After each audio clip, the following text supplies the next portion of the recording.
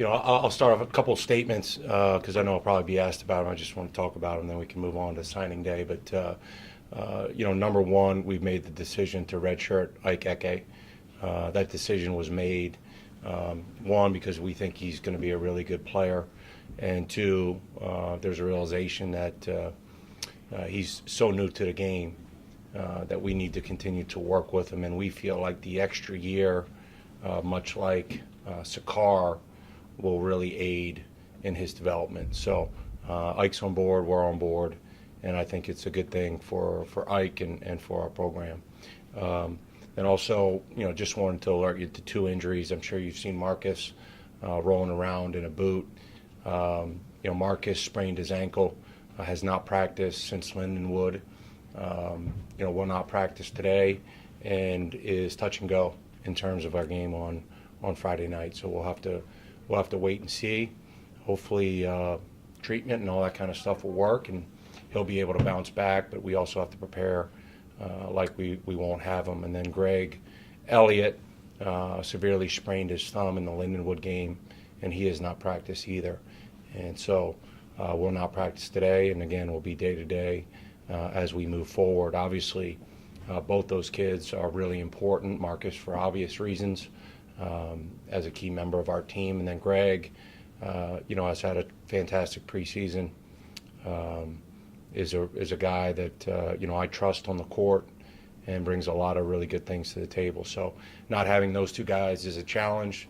We're hopeful that, and we're working night and day with our training staff to get them back, but there's a possibility that they may not be. So, with that, maybe we can get to some happier news.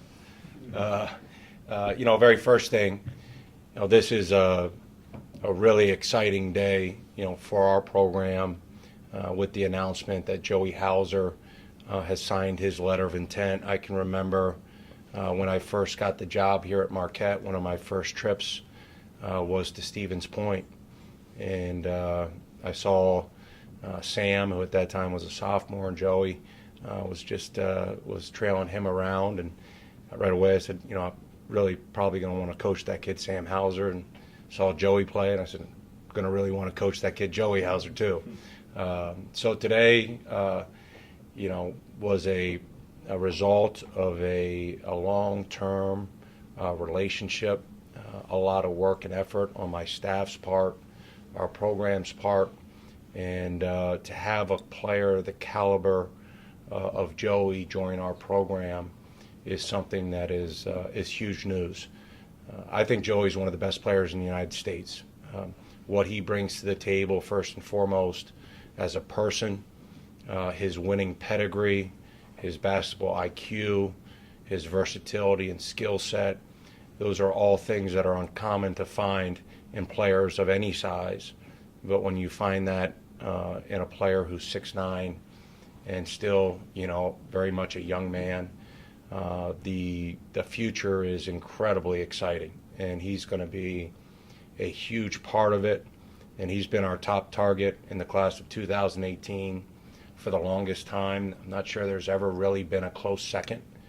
And so for today, for our staff and for our program, it's a very happy day, and for our players as well. How do you see Joey fitting in next year with the guys that are returning? Terrific. He's one of those guys. He's one of those few guys around the country in his class that I think can really play with anyone. He can play on the perimeter if you have a bigger lineup. He can play on the interior if you have a smaller lineup, and he has the skill set to exploit both of those types of matchups. And he has a winning pedigree.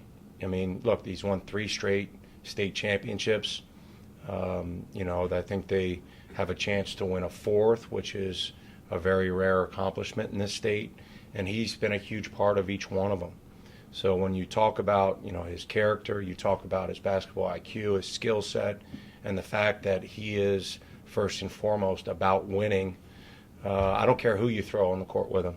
He's going to make the other 4 guys around him better.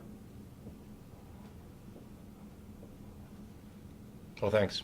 I mean, obviously there are a lot of accolades in terms of what he can do on the court, but he also brings that humility that really helps the locker room as well. So how will that blend in with the team? Great. I mean, look, like Sam, Joey is incredibly easy to play with. There's not a guy that's ever played with Sam that has ever had a hard time playing with him. And Joey's going to be the same way. I mean, and the reason that is number one, they're about winning. And when you play with somebody who's about winning, it is incredibly comforting because other things don't get in the way of it. And those guys do what's necessary to put their teams in a position to win. And so yeah, I think he'll fit in great. And again, I think our size and length will take another jump forward next year, obviously with Joey, but also with Brendan Bailey, who's over 6'8", 6'9". Who knows how tall he'll be when he gets back from his mission. But, Brendan and Joey, we continue to add versatility, size, and length. And that's something that we've wanted to do, and that's a real positive thing for our group. Yeah, Coach, obviously the family connection was a pretty important aspect with Joey. Did you get the sense that that was something that he was taking into consideration, or did you really have to say, kind of discount the fact that Sam goes here, let's talk about you? Like, how much of a factor was that? Well, I think from day one, we asked Sam to be Joey's brother and let us do our job, and that is to try to show Joey that we are the best place for him. And with Joey, we told him, you need to choose us because you think we're the best place for you. And so that's how we approached it. Obviously, the fact that Sam was here gave Joey more information. And everybody wants to say, well, well, of course, and then he's going to go to Marquette. But what if the information that Joey got was bad? Nobody ever says that. Like, well, that really helped you. Well, it could have really hurt us if Sam wasn't having a good experience, if Sam didn't believe in us as coaches, if Sam didn't believe in his teammates, if Sam didn't believe where this program was going, it could have hurt us in the recruitment of Joey Hauser.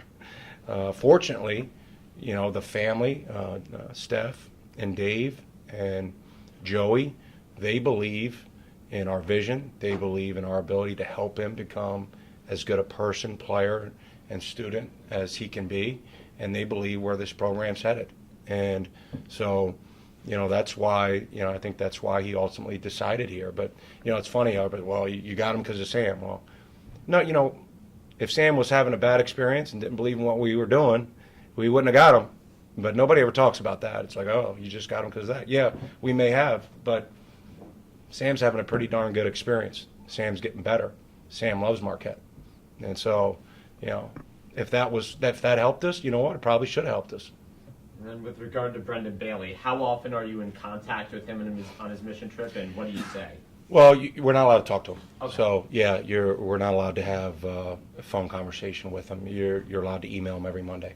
And our staff and I, we are in contact with him there. So he has had a great, I think, experience on his mission. He feels like it's been a very positive experience in terms of growing, not just from a physical standpoint, but an emotional standpoint. And, I think he'll be better for it.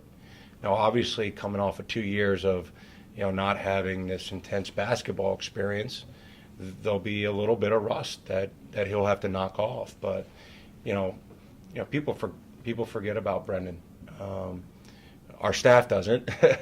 But, like you're talking about a kid who 2 years ago in Sam and Marcus's class was a top 50 kid. So, we consider him a part of this class as well because he will be. Can you describe his game? Well, yeah, Brendan was a very versatile player, heady player, tremendous shooter, great length, growing into his body. He was very lean. When I last saw him, I haven't been scouting him out on his Mormon mission. I don't want to get him in trouble, but long, lean, skilled, versatile. Comes from a great basketball background. Obviously, his dad was a tremendous player at NC State and in the NBA for a long time.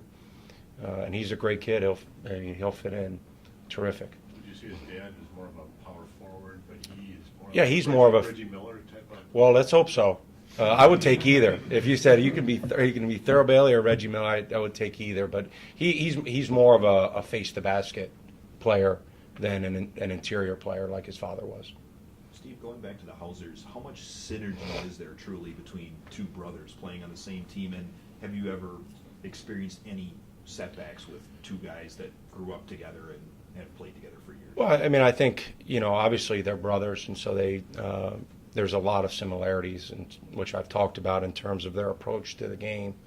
But they're also different people. And so how you coach one may not necessarily be how you coach the other one, because everybody, even brothers who are raised in the same house, have different needs and things that you will have to provide them in order to develop. And so, but look, I think they play really well together. I mean, you're talking about two outstanding players who've won a lot together, and I think they'll continue to win a lot together.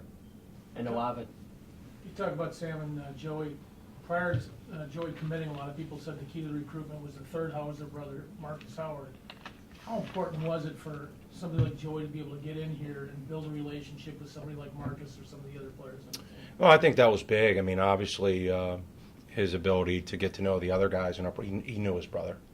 So, but to get to know the other guys and see, like, man, Marquette has a great group of guys that I'm comfortable around, guys that I enjoy being around, and guys that, when it comes time, I want to be in the foxhole with. Marcus and the other guys in our program, we're big with that. And a lot of times, the best salespeople in your program are your players. And I feel great about the job that our players do representing our program, not just in our community, but to the kids that we want to bring in. And really a lot of attention was surrounding Joey's recruitment throughout the process. How well do you think he handled that situation? Incredibly well. I mean, he's a really grounded kid, and his family is. I mean, they should write a handbook on how to deal with attention in the recruiting process, because they have done it as well as any family that I've ever recruited in 20 years of recruiting high-level players. Switching gears a bit to Mount St. Mary's on Friday. Lindenwood obviously spaced the floor, shot a lot of threes. You guys seem to struggle with that for a while. Now against Mount St. Mary's, which is a similar team, do you think the team is kind of picking up on how to defend that type of offense, and do you think they could apply it to Mount St. Mary's? Well, I think they're similar in that both shoot a lot of threes. How they get their threes are very, very different. I mean, Lindenwood got a lot of their threes off of player move, off-ball movement that led to penetration. Mount St. Mary's gets a lot of their threes off of pick and rolls. And the kid Robinson creates a ton of offense for them. He creates a ton of offense by himself, but he also creates a ton of offense for his teammates, and primarily that's off pick and rolls. So, yes, I mean, the fact that we have to guard the three-point line is very similar. You know, how we try to combat that it's a little bit different. Steve, you talked about the injury concerns, but what, in your mind, is the biggest danger in early season games or lid lifters or whatever you want to talk when you get going? Well, you know, I think we have a pretty young group, and if Marcus and Greg aren't able to play, then it just gets a little bit younger and the bench gets a little bit shorter. But you know, I think there can be nerves, and that should be expected. And you would hope that anxiety doesn't create breakdowns. The worst breakdowns that can happen for us on the offensive end are turnovers, because we should be a good offensive team. So when you have empty possessions with turnovers, you know, those hurt worse for our group.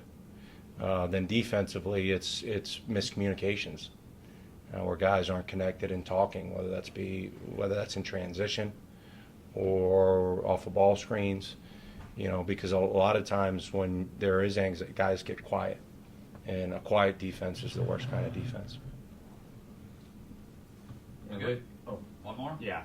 With Marcus and Greg being out, to what extent do you have to adjust the plan, and to what extent is it next person up, you're going with what we had already decided? Well, I mean, for us, we're always no excuses. I mean, I'm not asking anybody to shed a tear. I'm pretty sure in Emmitsburg, Maryland right now, they're not shedding a tear hearing the news.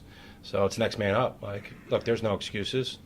Our goals remain the same, and we gotta try our best to prepare our team as well as possible, and then execute the game plan. So, I don't expect, and I don't want anybody to feel sorry for us. Next man up. Let's roll.